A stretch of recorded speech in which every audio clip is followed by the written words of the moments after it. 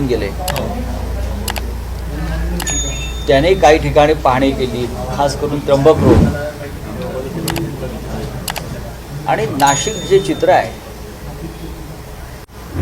हे इतकं नाशिक विद्रूप झालेलं दिसत आहे. म्हणजे नाशिक कधी अशा परिस्थितीमध्ये दिसेल अशी आम्ही कल्पनाही केली नव्हती. म्हणजे नाशिकचे खड्डे हा देशभरातला चेष्टेचा विषय झालेला आहे. 10 वर्षापूर्वी या नाशिकचा लौकिक खड्डेमुक्त शहर असा होता की नाशिक हे एक उत्तम शहर आहे, खड्डेमुक्त शहर आहे. इथे महापालिका, इकडलं प्रशासन उत्तम प्रकारे काम करतं. पण आजचं चित्र जे आहे ते अत्यंत भयंकर आहे. आम्ही काल एका मखमलाबाद रोडवर गेलो होतो.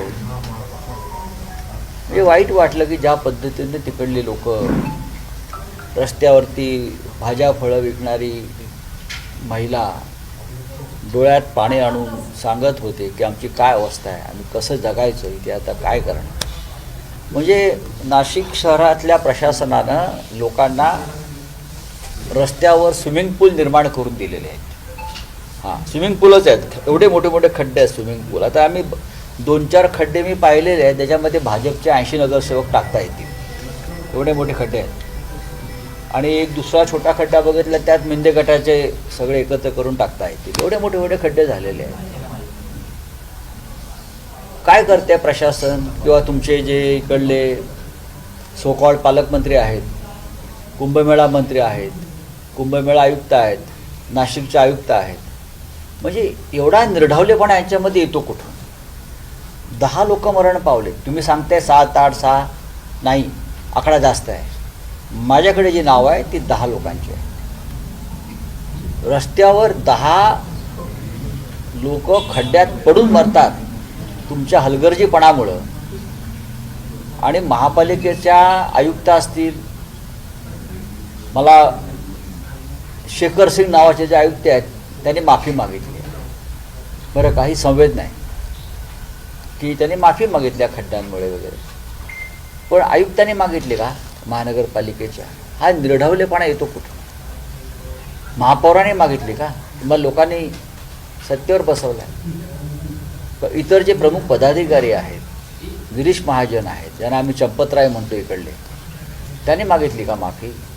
10 लोकांचा मृत्यू ही साधी गोष्ट आहे का? ऑपरेशन सिंदूर जेव्हा झालं त्याच्यामध्ये आपले 6 सैनिक शहीद झाले. किती? 6.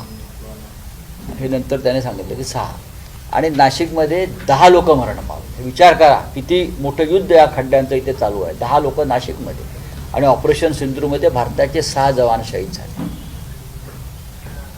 काय त्यांना नुकसान भरपाई दिली? तर 5 लाख रुपये. आमच्या जीवाची किंमत ही 5 लाख रुपये आहे का? 1 कोटी रुपये दिले पाहिजे. आणि जखमींना 50 लाख. जे जखमी आहेत 100च्या वर इस्पितळात उपचार घेत आहेत त्यांचे बिलाचे आकडे काल आम्ही पाहिले. आतापर्यंत काही लोक कोमात आहेत, काही लोक कायमस्वरूपी अपंग झालेले आहेत. म्हणजे आतापर्यंत त्यांची बिलं प्रत्येकी 10 लाखाच्या 15 लाखाच्या वर आहेत. गरीब लोक आहेत, कुठून आणणार पैसे? महापालिकेला नको करायला याची व्यवस्था?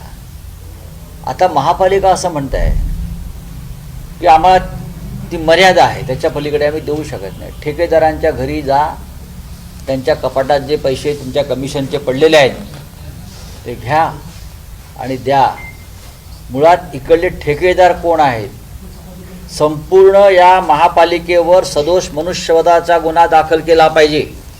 आयुक्तांवर कोणाला काही अडचण असेल तर प्रायव्हेट गुन्हे दाखल केले पाहिजे कोर्टात जाऊन. आम्ही ते करणार आहोत. प्रायव्हेट गुन्हे दाखल केले पाहिजेत. ह्याच्यावरती मर्डरचे गुन्हे दाखल केले पाहिजेत. 10 खून केले या लोकांनी. ह्याच्यावरती आम्ही काय करावं? गप्प बसावं विरोधी पक्ष म्हणून? लोकांनी ज्यांना मतदान दिलं असं म्हणतात, आम्हाला वाटत नाही की त्यांना मतदान झालं आहे. हे चोरलेलं मतदान आहे. आम्ही विरोधी पक्षामध्ये आहोत. आमचे 15 नगरसेवक सातत्यानं त्याच्यावरती महापालिकेत आवाज उठवत आहेत. रस्त्यावरती आंदोलनं चालू आहेत. आम्ही बघतोय, फिरतोय. आम्ही रस्त्यावर काम करणारे कार्यकर्ते आहोत. आणि आम्ही आता काल आदित्यजी चाकणला गेले, पुण्यात गेले, आम्ही फिरतो बघतो, लोकांसमोर मांडणं हे आमचं काम आहे. आजचा मोर्चा हा त्या दृष्टीनं नाशिककरांच्या सुरक्षेसाठी. काल 1-2 मुली भेटल्या, आम्हाला मुलांना शाळेत पाठवायला भीती वाटते साहेब, काय होईल, बस कुठल्या खड्ड्यात जाईल आणि मुलांना अपघात होईल सांगता येत नाही. ही परिस्थिती आहे नाशिकची. याच्यावरती कोणी संवेदनशील मनानं बोललंय का? हे जे नाशिकचे आयुक्त आहेत ना, त्यांची ताबडतोब इथून बदली केली पाहिजे. कुणी आणलं त्या नाही ते काय, त्यांच्यावर चेहऱ्यावर तुम्हाला थोडी तरी संवेदना दिसते का? इतके खून होऊन जबाबदारी त्यांची आहे ना. कधी फिरल्या रस्त्यावर, त्या सगळ्यांना घ्या आणि नाशिकच्या रस्त्यावर फिरवा, मग त्यांना बाहेर काय परिस्थिती आहे, लोक कसे जगतायत तुमच्या शहरातले, हे त्यांना कळेल. आजचा मोर्चा अभूतपूर्व आहे. नाशिककरांना आम्ही आवाहन केलेलं आहे. सगळे रिक्षावाले, वाहतूकवाले हे त्या मोर्चात सहभागी होते. हे आंदोलन थांबणार नाही. हे आंदोलन संपल्यावरती ज्या ज्या भागात खड्डे आहेत, जिथे जिथे भाजपचे नगरसेवक आणि आमदार आहेत, त्यांच्या घरासमोर आंदोलन करणार आहे. त्यांच्या घरासमोर. राऊतसाहेब, हा जो आज नाशिकमध्ये मोर्चा निघतोय, पण महाराष्ट्रातल्या बहुतांश खेड्यापाड्यांमधल्या रस्त्यांची दुरावस्था आहे ना. आणि सगळ्यांसाठीचा चिंतनाचा विषय हे आहे की शाळकरी मुलं या रस्त्यांचं लाईव्ह रिपोर्टिंग करत आहेत, ते आणि नंतर शासनाला जाग येते. नाही, शासनाला जाग म्हणजे असं आहे की इकडे जे मंत्री आहेत त्यांना कुंभमेळा मंत्री म्हणतात, खरं म्हणजे त्यांना कुंभकर्ण मंत्री म्हटलं पाहिजे. सरकारच कुंभकर्णाच्या भूमिकेत आहे. देवेंद्र फडणवीस आणि नरेंद्र मोदी 2046च्या विकासाच्या गोष्टी करतायत. इकडले रस्ते या देशातले स्पेस टेक्नॉलॉजीनं आम्ही बनवले वगैरे असं ते भाषण करतात प्रधानमंत्री. खड्डे बघितल्यावरती मला असं वाटतंय की नाशिक हे चंद्रावरचं शहर आहे, कारण चंद्रावर खड्डे आहेत असं शोध लागला आहे. चंद्रावरती खड्डे आहेत म्हणून त्यांनी काय हे चंद्रावरचं शहर बनवलं आहे का? पण चंद्रावर गेलेली माणसं, नील आर्मस्ट्रॉंग वगैरे सगळे हे सुखरूप परत आले ना. इकडल्या खड्ड्यामध्ये, इकडल्या चंद्रावर माणसं मरतायत ना. हां, हे नाशिक म्हणजे चंद्र आहे. लाज वाटत नाही का ह्या लोकांना?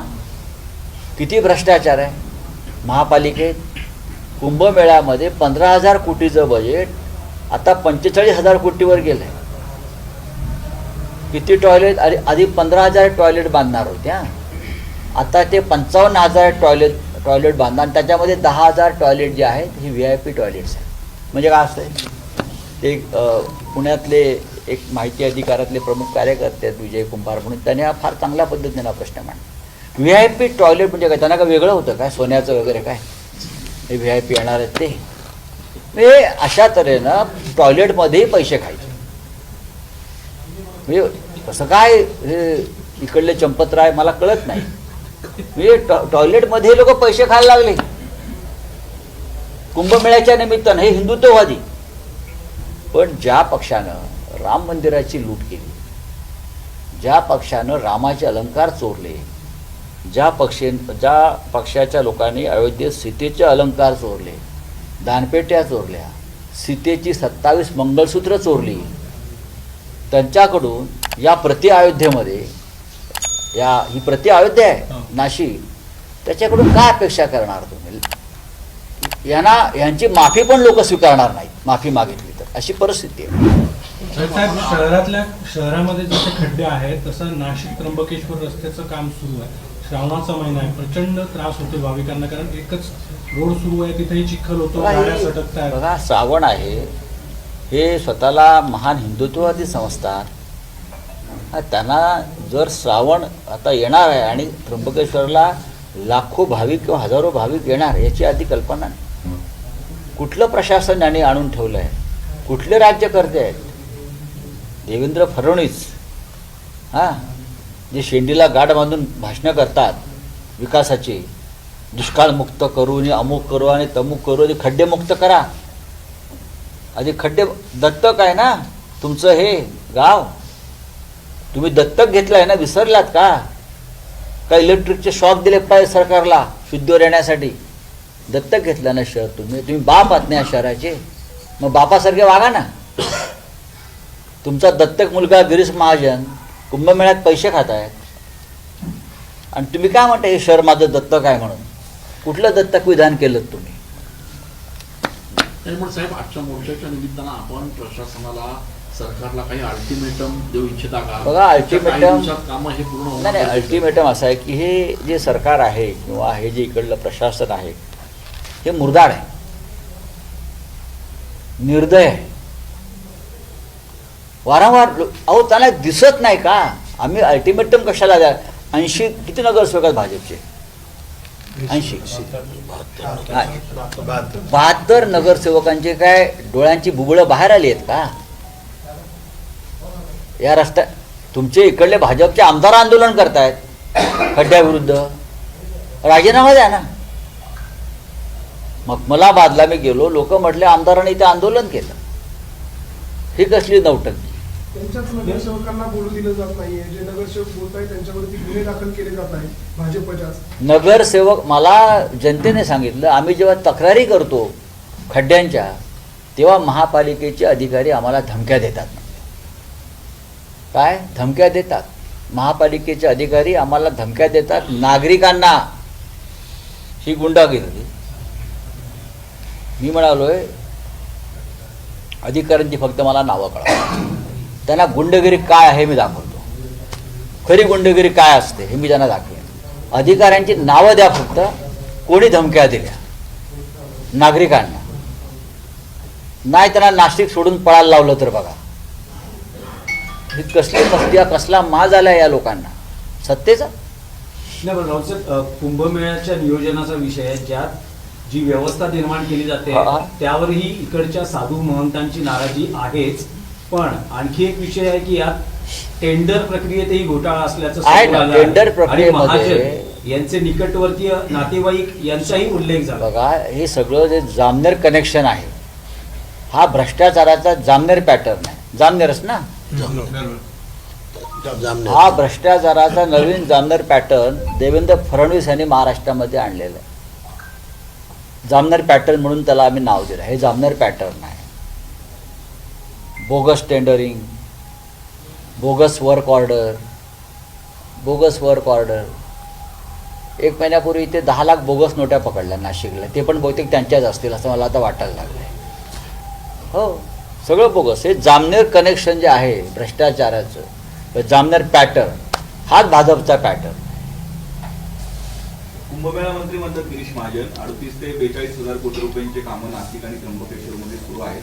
दाखवा. आणि आता एक 8-9 फक्त महिन्यापूर्वी रस्त्याचं सिमेंटीकरण करणं हेच कुंभमेळ्याचं काम आहे का प्रत्येक वर्षी, प्रत्येक 12 वर्षांनी? याच्यापेक्षा काही वेगळी कामं असू शकतात की नाहीत?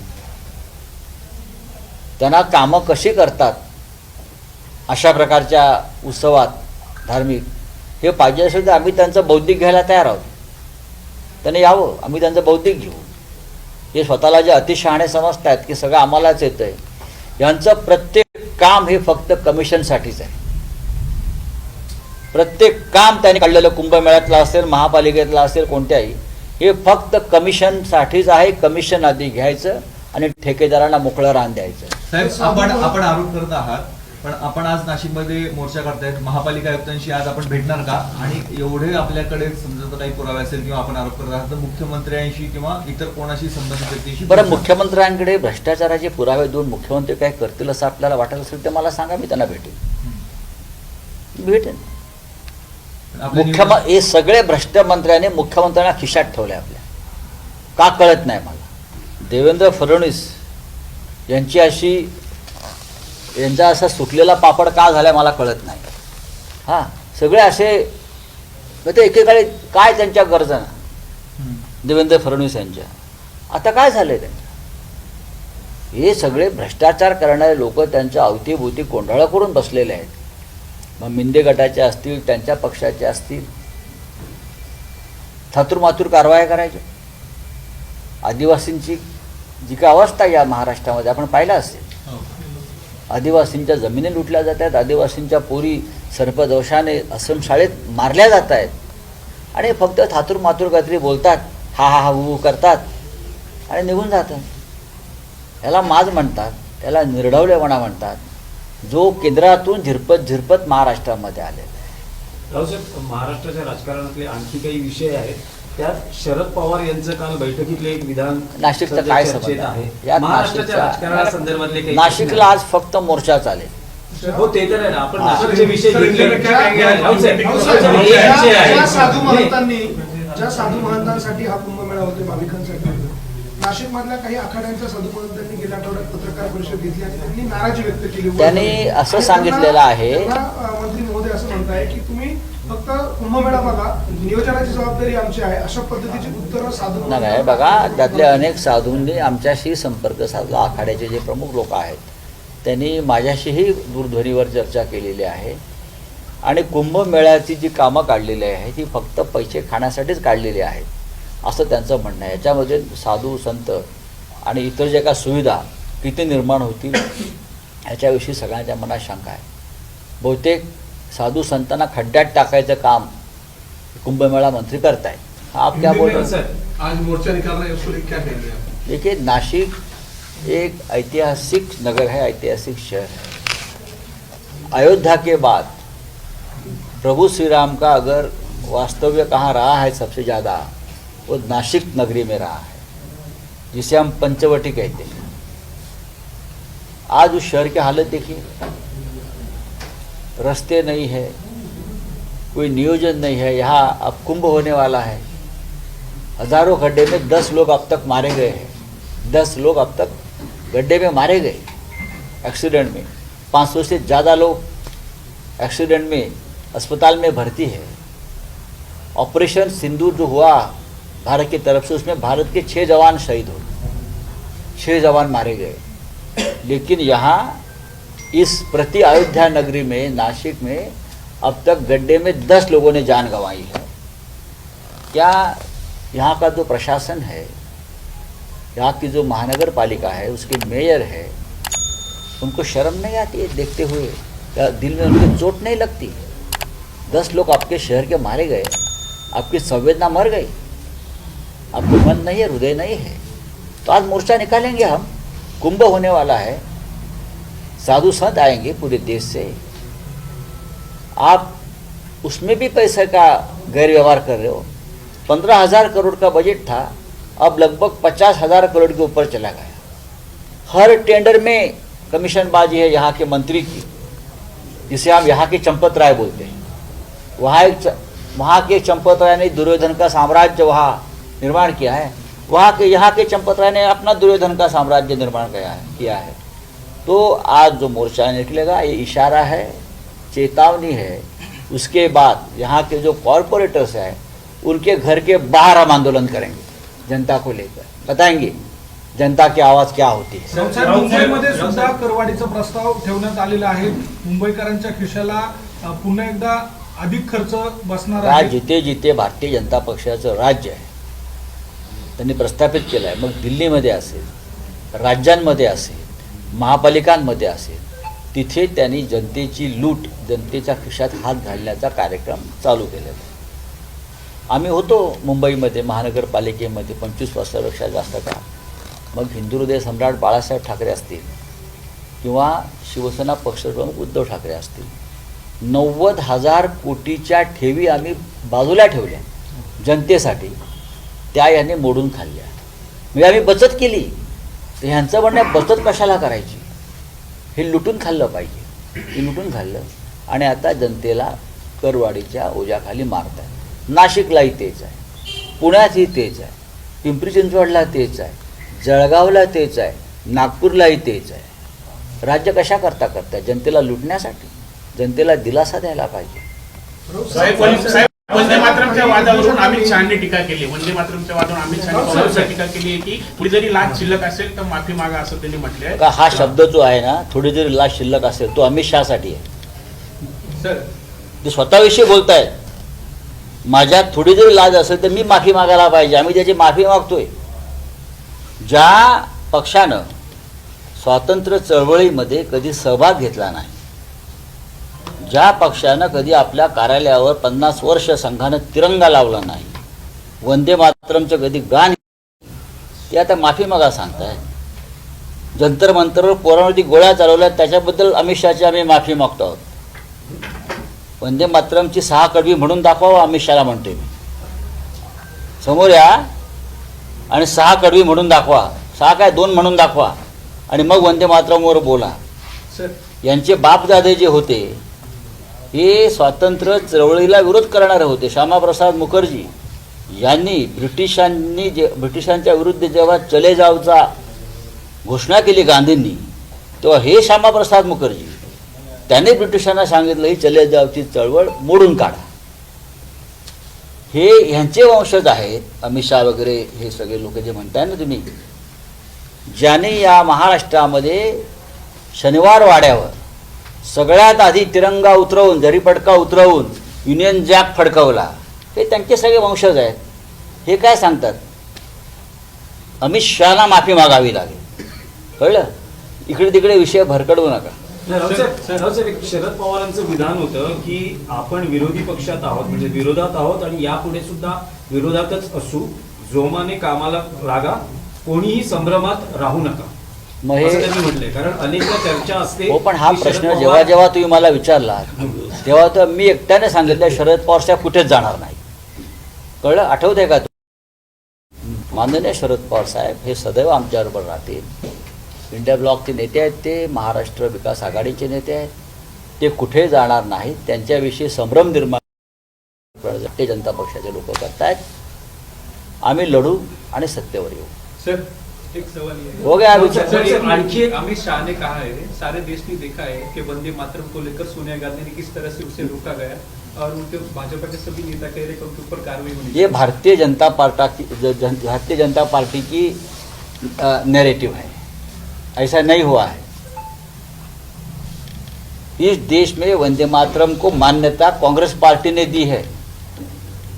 1896 में कलकत्ता के कांग्रेस अधिवेशन में पहली बार वंदे मातरम का गायन किया गया रविंद्रनाथ टैगोर की तरफ से. उस वक्त कांग्रेस के अध्यक्ष जो थे मिस्टर सयानी एक मुस्लिम अध्यक्ष थे. ये इतिहास पढ़ना चाहिए अमित शाह जी ने. वंदे मातरम को संवैधानिक मान्यता देने का काम कांग्रेस पार्टी ने किया है. और 1947 में जब देश स्वतंत्र हो रहा था तो रात को 12 बजे संसद भवन में पहली बार वंदे मातरम का गान पंडित नेहरू के भाषण किया सुचेता कृपलानी जी ने. क्या मालूम है अमित शाह को इतिहास? उनका संबंध क्या है भारतीय स्वतंत्रता संग्राम से, वंदे मातरम से, जनगण मन से? कुछ संबंध है क्या? ये व्यापारी लोग हैं. शेयर मार्केट में जाकर काम करो. ये वंदे मातरम वगैरह आपके बस की बात नहीं है. तर काल आपण बोलताना म्हटलं की केंद्रात आणि राज्यात मंत्रिमंडळामध्ये जे मंत्री आहेत ते इडियट आहेत, असं आपल्याला का वाटतं? ते इडियटच आहेत ना ते. हं. म्हणजे इडियटला इडियटच म्हटलं पाहिजे नाही, ना. असं आपल्याला काय अनुभव आला आणि असं कुठले कुठले मंत्री होते? आणि आज आता अमित शहा म्हणतात माफी मागा. हो. हे इडियटपणाचं लक्षण आहे ना. ज्यांना वंदे मातरमचा इतिहास माहीत नाही, वंदे मातरमचं ऊर्जा सूत्र काय आहे, हे कुठून आलं, आणि काँग्रेसला म्हणतात माफी मागा. तुम्ही माफी मागितलीत का आधी? आम्ही मागतो. तुम्ही पळून गेला संसदेतून. इडियट नाही का? मोदी पळून गेले, इडियट नाहीत का? रोज पेपर फुटतायत आणि मंत्री फिरतायत इकडे तिकडे. परवा टेलिप्रॉम्प्टर बंद पडला लाल किल्ल्यावर, मोदींना भाषण नाही. कोणाला इडियट बोलायचं तुम्ही? बरोबर आहे. इडियट हा काय अनपार्लिमेंटरी शब्द नाही. या देशामध्ये इडियट 3 इडियट नावाचा सिनेमा आला आणि त्याला राष्ट्रीय पुरस्कार मिळाले आणि मोदी म्हणाले तो सिनेमा पहा म्हणून. हे माहिती आहे का मला? पण मग मोदी म्हणाले असे किती आहेत? भारतीय शिक्षण पद्धतीवर भारताच्या राजकारणातले 3 इडियट्स कोण आहेत? भारताच्या राजकारणातले 3 इडियट्स कोण आहेत तुम्हालाही माहिती आहे. एक इडियट महाराष्ट्रात. चला, गरजा हिंदुस्तान चॅनलला सबस्क्राईब करा आणि ताज्या घडामोडी जाणून घेण्यासाठी बेल आयकॉनवर प्रेस करा.